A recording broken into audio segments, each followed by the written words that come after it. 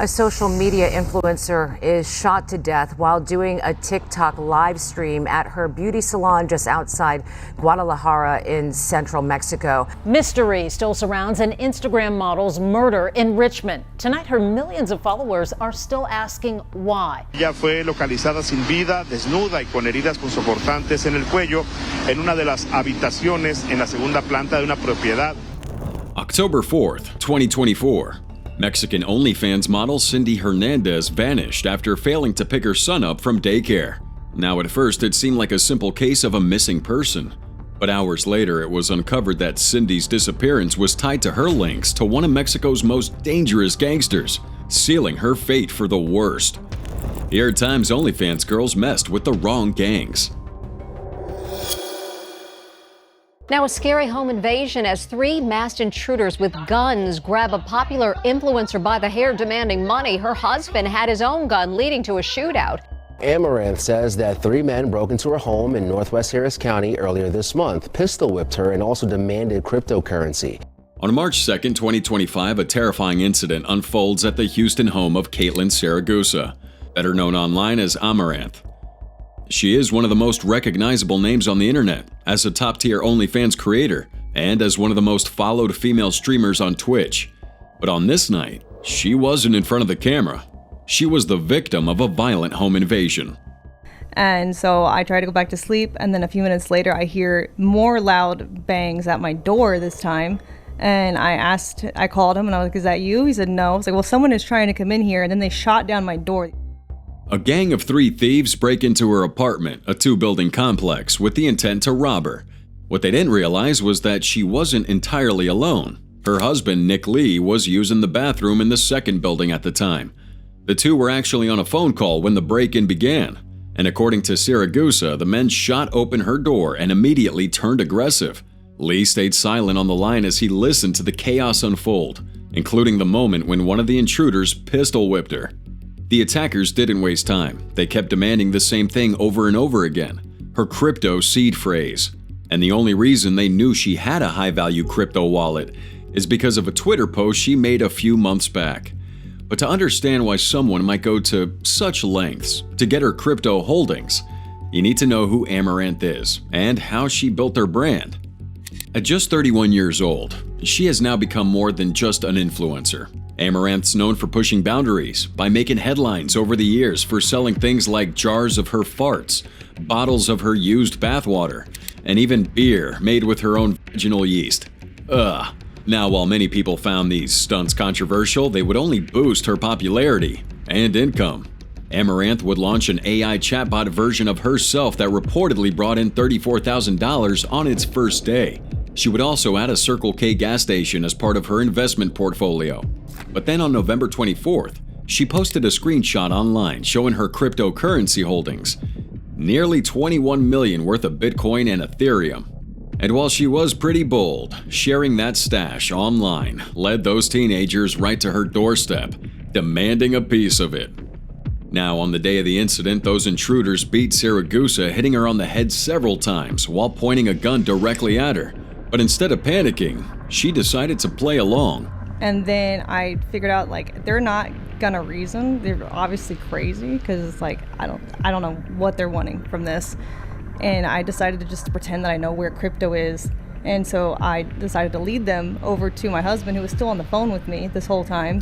She told him she would take him to where the crypto was. But in reality, handing over crypto isn't as simple as giving up a bag of cash. It's digital, traceable, and secured through complex systems. So instead of leading him to a computer or maybe a secret phone, she leads him to an inbuilt panic room in her house. After dealing with years of harassment, stalking, and threats, Saragusa had one built on her property for emergencies exactly like this. And since she was still on the phone with her husband, he realized where exactly she might be leading him. Sure enough, when she arrived with the intruders, Lee was there waiting. He told her to get down, and then he opened fire, shooting one of them as they fled the scene. She later posted about the incident on Twitter, now X, while Houston police would confirm the shots had been fired, although it wasn't immediately clear if anyone had been hit. What was confirmed, though, is that Saragusa had to be hospitalized for lacerations to her head. Now, as the story gained more attention online, reactions were mixed. Some questioned whether the incident was real, pointing to her history of viral stunts. But police later confirmed that the break-in and shooting had in fact happened. The investigation led to a breakthrough after officers found a stolen vehicle connected to the crime. Inside, they discovered school documents with one suspect's name. Then, during a traffic stop for a turn signal violation, officers noticed a blood stain in the backseat of a car. The driver admitted to being the getaway driver and said that he had taken one of the other suspects to a hospital for a gunshot wound. All three suspects were eventually arrested and arraigned. As for Amaranth, it was a horrifying ordeal, and hopefully that taught her a lesson to not broadcast her wealth online, no matter how secure she thinks she is. A young model vanished after an alleged party, only to be found days later beaten, broken, and barely alive. Police say it was an accident, but her family fears something much worse. On March 19, 2025, Maria Kovalchuk, a 20-year-old Ukrainian OnlyFans model, was found battered and barely alive on a roadside in Dubai after she went missing for more than a week. Her spine and limbs were shattered, raising questions about what must have happened during those missing days, and most importantly, who was behind that brutal attack that nearly cost her life. Maria, originally from Lviv, Ukraine, had flown to Dubai in December 2024 to chase her modeling dreams. It was a move driven by ambition, but as it turns out, it came with hidden threats. On March 9th, she tells her friends that she's heading to a hotel party with two men who introduced themselves as modeling agents. Now, there was nothing suspicious about that, but unfortunately, that'd be the last time anyone would see or hear from her before she vanished.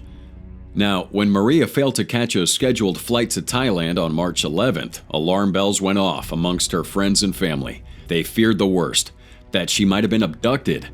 Those fears were tragically confirmed a few days later, when Maria was found in a devastating condition. Multiple fractures, a broken spine, unable to speak, and she had no phone nor identification. At first, Dubai police claimed that Maria had simply wandered into a restricted construction site and accidentally fallen from a height. But that explanation didn't hold up for too long, especially when one doctor saw the extent of her injuries, which clearly pointed to something much more violent. And soon, a different, far more disturbing version of events started to emerge. A source close to Maria tells local media that Russian citizens living in UAE are actually behind her torture, not UAE nationals. Now, according to this source, Maria had recently participated in this event supporting jailed Russian dissident Boris Kagarlitsky, suggesting her attack may have been politically motivated. The theory? The Russian gang members operating out of Dubai's underground circles have been targeting her in retaliation. The same source also clarified that Maria was hospitalized in Dubai, not back in Ukraine, as some earlier reports had incorrectly stated. Then came another chilling detail. A model named Ksenia, who said she was invited to the same March 9th event as Maria, claims she narrowly escaped after realizing what was really going on was a so-called porta potty party. Now, if you've never heard of that term, porta potties refer to the infamous and disturbing underground trend in Dubai, where women, often influencers or aspiring models, are lured with offers of luxury, fame, and huge payouts. We're talking like $30,000 to $100,000, depending on their appearance and social media reach. The offers usually come wrapped as modeling gigs, all expenses paid trips, and brand deals. But behind the glitz, we have degradation and violent sexual abuse, ranging from humiliation to acts involving bodily fluids and worse. Victims are often pressured to sign NDAs, effectively silencing them. So according to Ksenia, Maria and several others were physically assaulted. She says she heard terrifying screams coming from nearby rooms before she managed to slip out and flee for her life. Now, whether Maria was the target of a politically motivated attack or just fell victim to this darker hidden side of Dubai's elite party scene, the full truth is still unknown.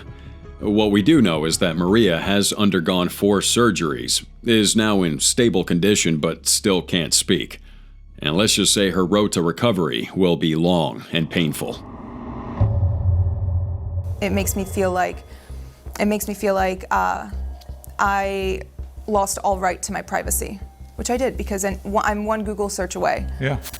Hey, we get it. Okay. You didn't expect to see Mia Khalifa's name pop up in a video like this, but What you might not know is that during her brief yet explosive run as one of the biggest names in adult entertainment, Mia did something that didn't just stir controversy.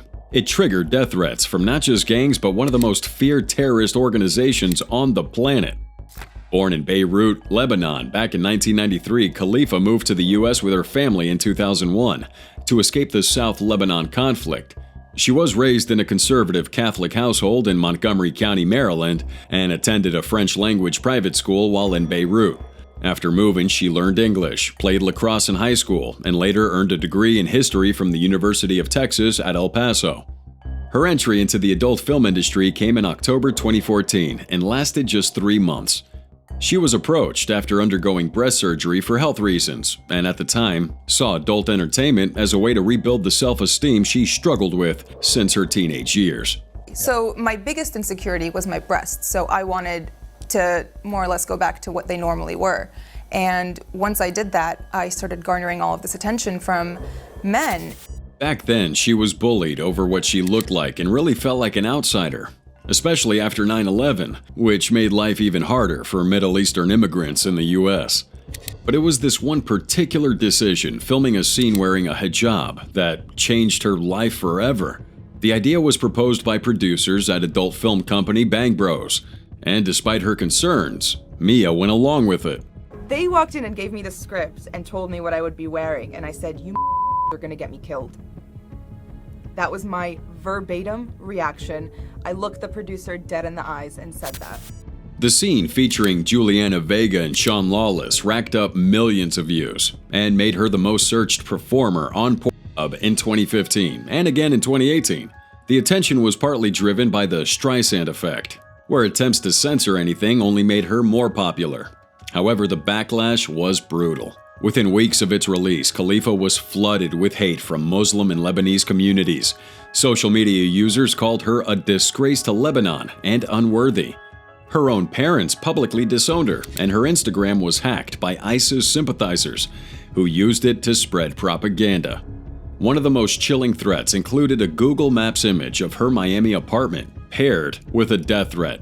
Another showed her face photoshopped onto a body in an orange jumpsuit, mimicking ISIS execution videos, with captions warning she'd be the first person in hellfire. So Khalifa left the adult industry in January 2015, realizing the negative attention was taking a toll on both her personal relationships and mental health. And despite that viral fame, she made very little money from that infamous scene, and the experience would go down to define much of her future. The stares I get, I feel like people can see through my clothes, and it brings me deep shame. September 21st, 2024. Adriana Vieira, a 31-year-old OnlyFans model, went to a fancy yacht party in Miami with a mysterious rapper. But by the next morning, she was dead. And as investigators began searching for answers, they connected her death to a darker part of her past, one filled with secrets, and even a multi-million-dollar scam she was involved in. Born in Sao Paulo, Brazil, Adriana's journey from glamorous influencer to international fugitive started long before her plunge into the Miami waters. Now, years earlier, she and her then-husband, Roberto Tersario, were implicated in a massive fraud scheme that scammed over 7,000 people through a fake electronics company called 123 Importados, which was officially registered under a frontman named Felipe da Silva. The operation was pretty slick, offering below-market prices on smartphones and TVs, running polished TV ads, and even using fake customer reviews to appear legit. But in reality, customers paid and got nothing. In June 2020, the Sao Paulo Civil Police finally busted the ring and arrested da Silva in a luxurious mansion. But by that time, Adriana and Tersario had already skipped town, fleeing to Florida in 2019 with 7 active arrest warrants hanging over their heads. Despite alerts from Brazilian authorities, U.S. officials never apprehended them. The couple settled into Miami's glitzy underworld, living large and showing off their wealth on social media with flashy photos of yachts, exotic vacations, and luxury cars. Even Adriana's own mother, Lourdes Vieira, suspected something was off. She tells Record TV, "I just suspected because no one gets rich overnight." But their shady dealings didn't stop with electronics. The couple allegedly ran this Ponzi scheme under a company called Bitcoin Investment, promising daily returns of 1 to 1.5% and dragging more victims into their growing web of lies. However, as their funds would dry up, so did the marriage. Tersario eventually returned to Brazil, leaving Adriana alone in the U.S. with their 6-year-old son. To support herself now and her child, Adriana starts working as an exotic dancer in Miami's nightclubs, eventually growing a huge online following under the name Lady Rich Forever on OnlyFans. She described herself as a fitness girl with a great butt, and 500,000 plus Instagram followers saw a constant stream of glam shots, modeling gigs, Miami Swim Week appearances in 2023, and even heartwarming moments with her son. To the average viewer, Adriana was living her best life, but in reality, she lived in fear, knowing that someday her past would definitely catch up with her. September 20th, 2024, the night before her death, Adriana shares selfies with rapper Tyga and Lil Baby, hinting at the high-profile crowd she was mixing with.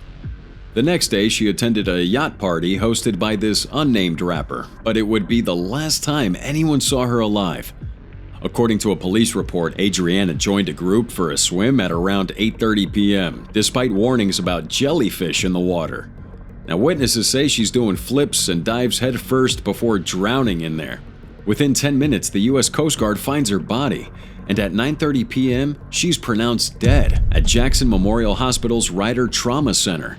Miami-Dade's medical examiner confirmed she drowned. There were no drugs in her system, ruling out theories of OD or intoxication.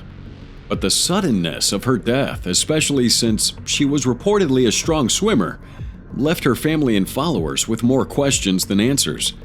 Plus, the secrecy around that party's host and the exact details of Adriana's final hours have only intensified public suspicion, with some saying that she might have been pushed or drowned intentionally.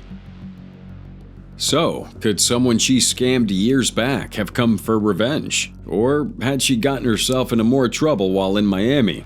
I guess we'll never know. Se trata de Cindy Elizabeth Hernández Pérez, de 36 años de edad, una influencer que con más de 100,000 seguidores en las redes sociales se hace llamar Ana Fabiola MTY y también la Barbie Regia. Ella fue localizada sin vida, desnuda y con heridas punzocortantes en el cuello en una de las habitaciones en la segunda planta de una propiedad ubicada en la calle Factores Mutuos entre Distrito B4 y Distrito B6. October 4th, 2024. Cindy Elizabeth Hernandez Perez, a 36-year-old Mexican OnlyFans model and influencer, was found dead in her Monterey apartment, her body bearing multiple stab wounds and a pillow covering her face, sparking a femicide investigation that gripped Mexico's attention. Now, Cindy was this vibrant, ambitious woman, full of life and deeply loved for her lively personality. On Instagram, she went by the name Ana Fabiola, charming over 13,000 followers by sharing her love for regional Mexican music, cozy family vacations, and her diehard support for the Tigres of the Autonomous University of Nuevo León. On X, she had a different kind of presence, sharing adult content with more than 120,000 fans. Altogether, though, her online life painted the picture of this woman enjoying every moment, celebrating birthdays, sharing smiles, and living unapologetically. In fact, one of her last IG posts was about her son's birthday, which had taken place just a few weeks before she died. Now, behind the glamorous, joy-filled image was something much darker. When investigators got to the scene, they find clear signs of violence, marks all around her neck, stab wounds, and bruises scattered across her body. Most chilling of all would be a pillow placed over her face, suggesting there may have been a struggle in the final minutes of her life. Not long after, though, reports began circulating about a man, rumored to be Cindy's boyfriend, who was often seen visiting her apartment. Sometimes he arrived in a black car, other times in a white van.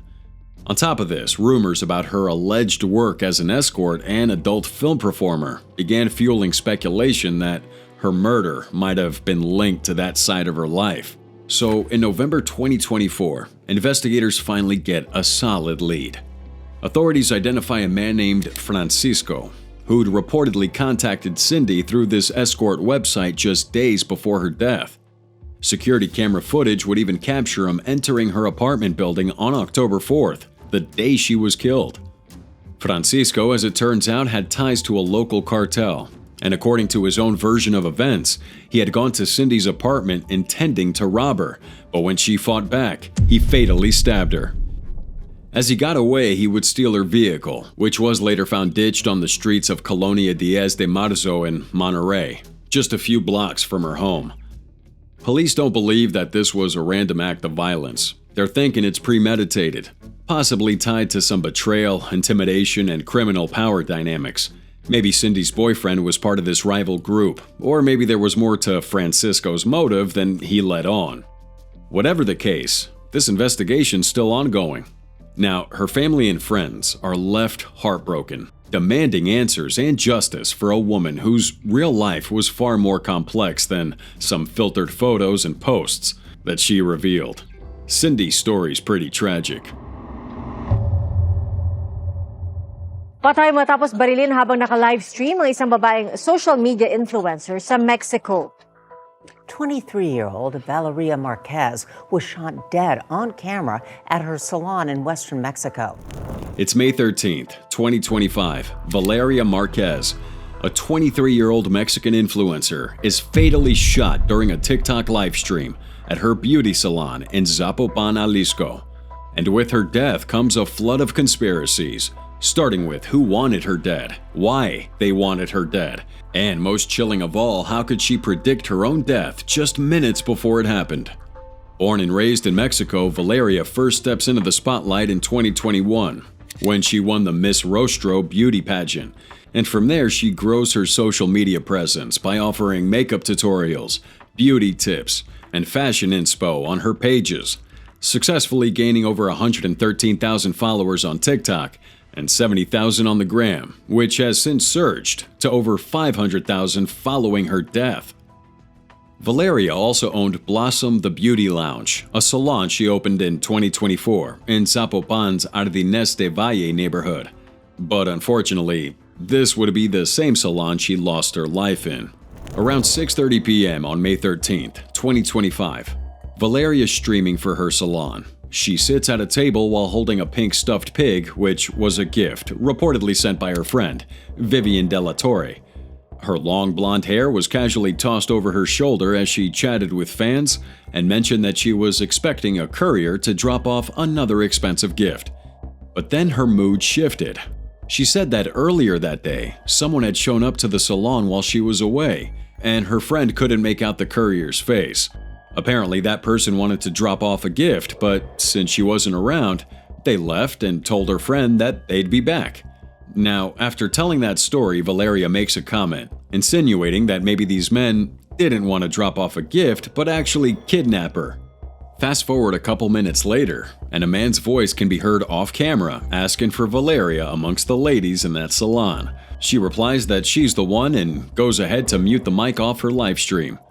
But as she looks up a second time at the man in front of her, she's shot twice, once in the chest, once in the head, leading her to collapse right there in her chair as blood pooled on the table. Her live stream keeps going until this unidentified woman appears on screen, briefly showing her face and ending the broadcast. Paramedics rush in shortly after, but it's too late. Valeria is pronounced dead at the scene. Now, authorities quickly label this killing as femicide, a gender-based murder. And this really reflects a brutal reality for women in Mexico, where, according to the UN, an estimated 10 women are murdered every day. In 2023, the country's femicide rate stood at a 1.3 per 100 women, tying it to Paraguay, Uruguay, and Bolivia for the fourth highest in Latin America.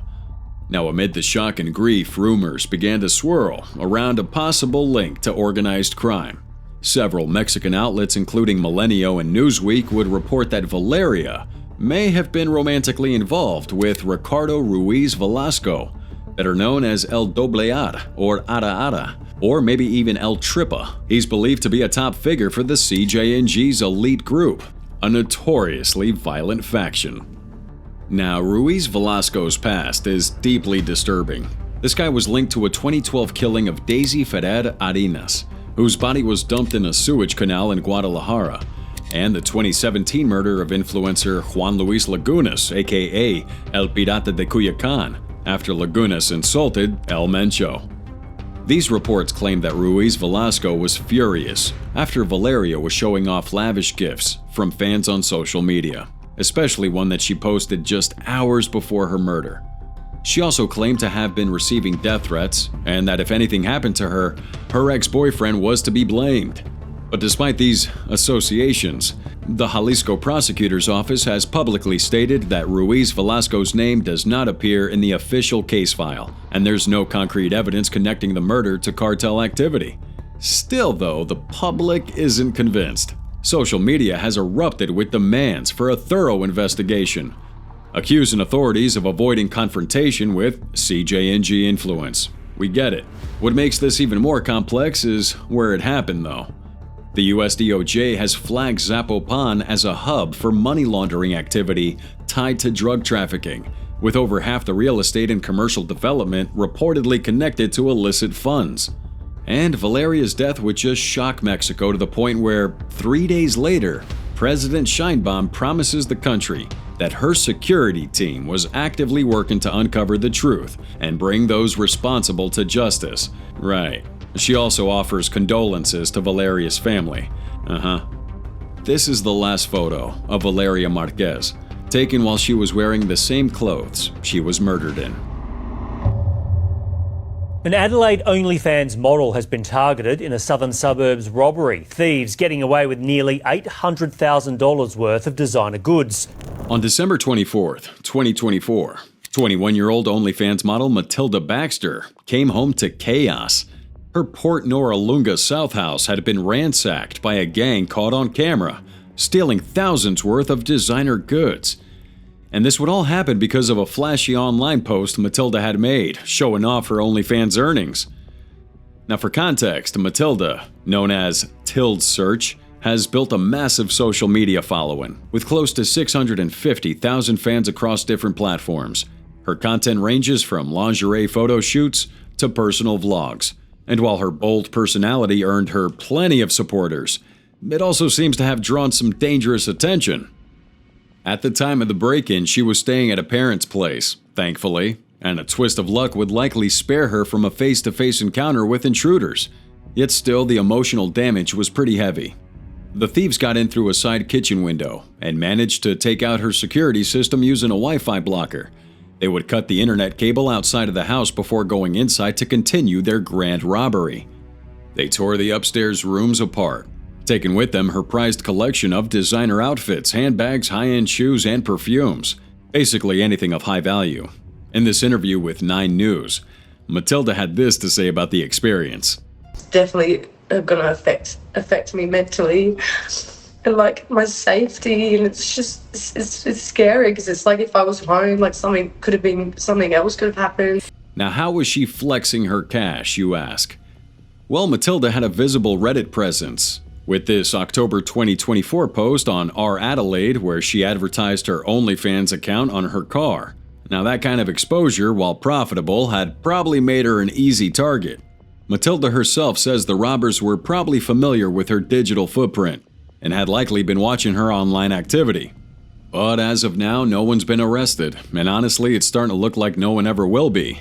So chances are that mountain of luxury is gone for good. We have learned new information that the 33-year-old social media model was strangled to death. We first told you about the death of Miss Mercedes Moore yesterday. Authorities say her body was found in her apartment in Fort Bend County, along with the body of a man who killed her on Sunday.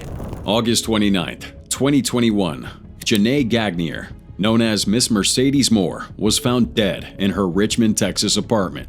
Her life snuffed out not by a gang, but by the obsessive fixation of a deranged fan, Kevin Alexander Accordo. But to understand how it all ended the way it did, we gotta go back to where Miss Moore started, and how she became so famous that a fan would go the extra mile of wanting her dead. Born December 26, 1987, El Paso, Texas, her parents, Mark Gagnier and Janetta Grover, met when they were young. Mark had just finished basic training in the military, and Janetta was a 19-year-old military brat. The relationship would move quickly, and Janae was born just months after they got married. The relationship didn't last though, and after their split, the family moved to LA to live with Mark's relatives. From early on, Janae stood out. She had a strong personality, a love for fashion, and an entrepreneurial drive. At just 12 years old, she and a few girls turned a garage into a mini hair braiding business, charging $60 a session. Her mom described her as a girly girl who was meticulous about how she looked, while her dad admired her work ethic, but was also kind of worried about how much she focused on her appearance. Now, as a teen, Janae was pretty bright, but a bit restless. She would bounce around different high schools and sometimes get into fights with other girls, something her sister London said was often fueled by jealousy. When she turned 18, her dad gives her luggage as a gift, a moment that makes her cry but later becomes a running joke in the family. And after high school, she would briefly enroll in a dental assistant program before moving to Las Vegas with a boyfriend. And that's where her journey in the adult entertainment world began. In Vegas, she would become a dancer, adopting the name Mercedes Moore, Mercedes to reflect luxury, and more because, as her mom put it, she always wanted more. Eventually, Janae moves to Houston, Texas, and settles in the suburb of Richmond to be closer to her dad. There, she transitions from dancing to becoming a full-time influencer, and her career explodes. Her Instagram account at Miss Mercedes Moore grows over to 2.6 million followers, as she posted these glamorous, often provocative photos that earned her attention from celebrities like Cardi B, Megan Thee Stallion, and Snoop Dogg. She also had a huge presence on OnlyFans, regularly posting content until just days before her death.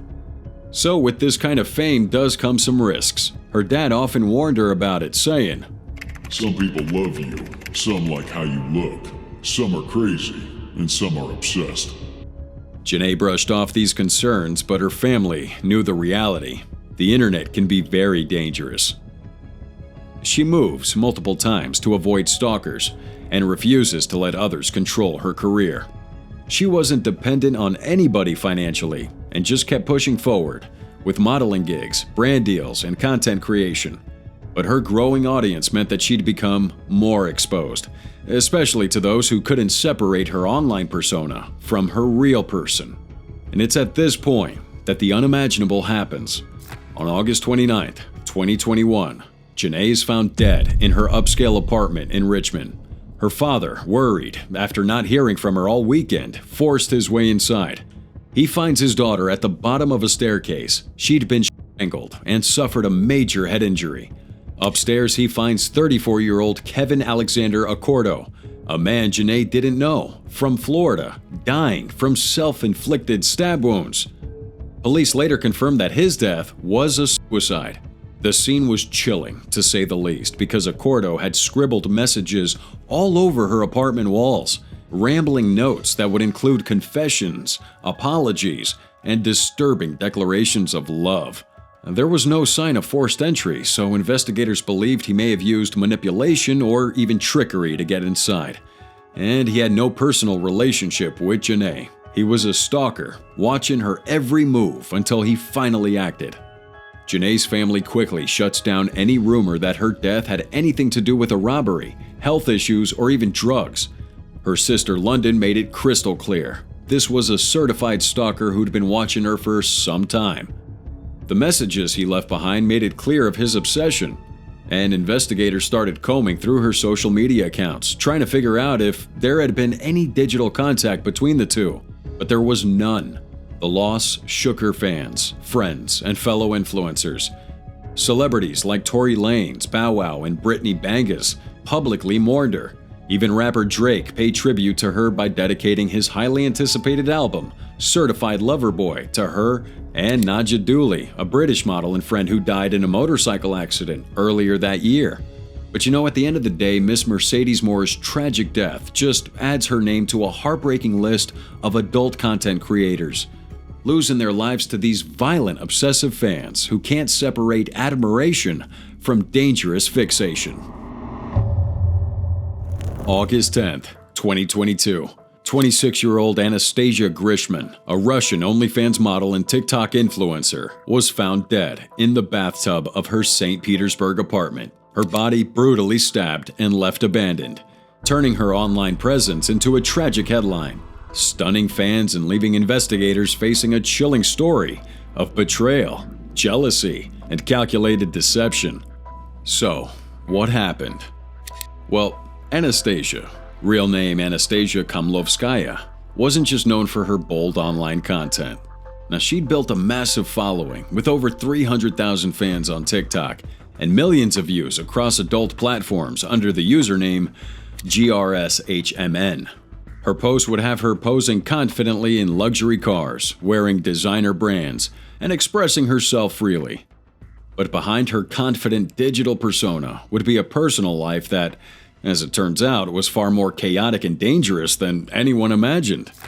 In late July 22, Anastasia goes silent. She vanishes after last being seen in her St. Petersburg apartment, and when her friends couldn't reach her, they eventually call the police. But what they discover a week later was beyond horrifying. Her body was found in a bathtub, with at least 6 stab wounds to the neck. Some reports claim that she'd been stabbed up to 22 times, which makes the case feel even more violent and personal. I mean, anybody who could do that definitely had some kind of grudge or personal beef with her. The main suspect would be her 24-year-old boyfriend, Dmitry Komlovsky, also known as Dmitry Chernyshov. This guy was quickly detained and, without much delay, confessed to the murder. He tells investigators that he stabbed her during a heated argument that spiraled out of control after getting jealous that she was likely having an affair with someone else. Now, stabbing somebody over being jealous is pretty crazy, but what horrified people the most was what Dmitry did afterward.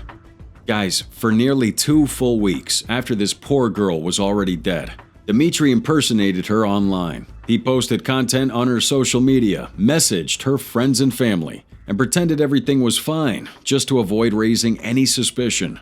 It's a pretty calculated move, and you know what? It worked for a while.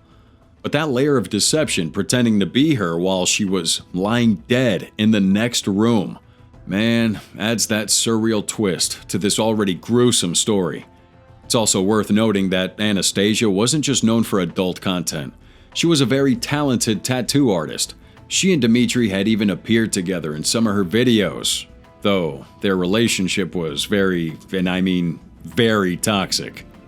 So even if she has nothing to do with gangs, her murder was so brutal, even most gangs wouldn't go that far. Anyways, in January 2024, a Russian court sentences Komlovsky to 8 years in a high-security prison for her murder. Many of Anastasia's fans and even some legal experts felt that punishment doesn't even come close to matching the sheer depravity of what he'd done. But many of these people haven't been inside a Russian prison. He might not even make it a year.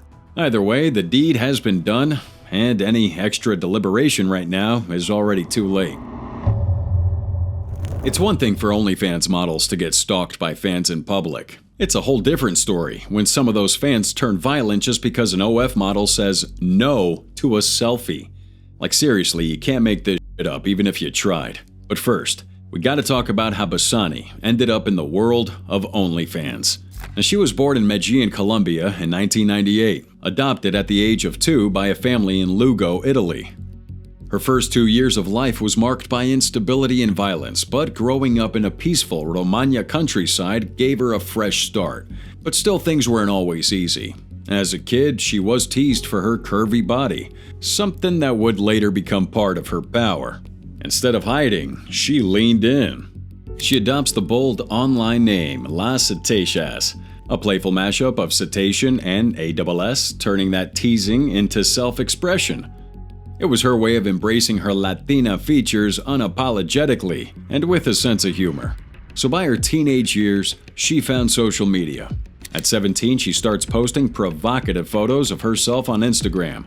In 2019, she hops on OnlyFans, and her spicy but not explicit content quickly gained traction. She would climb into the platform's top 1%, building a steady income from subscriptions and chatting with fans. But as her fame grew, so did her fans' obsessions. On December 18, 2024, Manuela Bassani was walking home after a shopping trip dressed casually and wearing no makeup. However, that's when two Italian men, between 18 and 20 years old, recognized her. They asked her for a photo, and when she said no, they brought up the Khalifa tour, a viral and explicit series she said she had nothing to do with. Their mood changed quickly, and they started insulting her, calling her a liar and a bad girl. Then one of them grabbed her by the hair and slammed her face into a metal pole. After she collapsed, they kicked her. A passerby sees what happens and steps in, calling an ambulance. And maybe if they hadn't, things could have been even worse. Manuela was rushed to the hospital with a broken nose, a split lip, and facial hematomas. It takes about a week for her to physically recover. She files a police report, but there are no leads. Manuela shared a photo from that day, and best believe people were outraged. I mean, just look at her face. And this, just like other cases we've talked about in this video, pulls back that curtain on the darker side of being in the spotlight, especially as an OnlyFans model. It's not just about posting content and making you money. This shit comes with real danger, stress, and way more drama than anybody signs up for.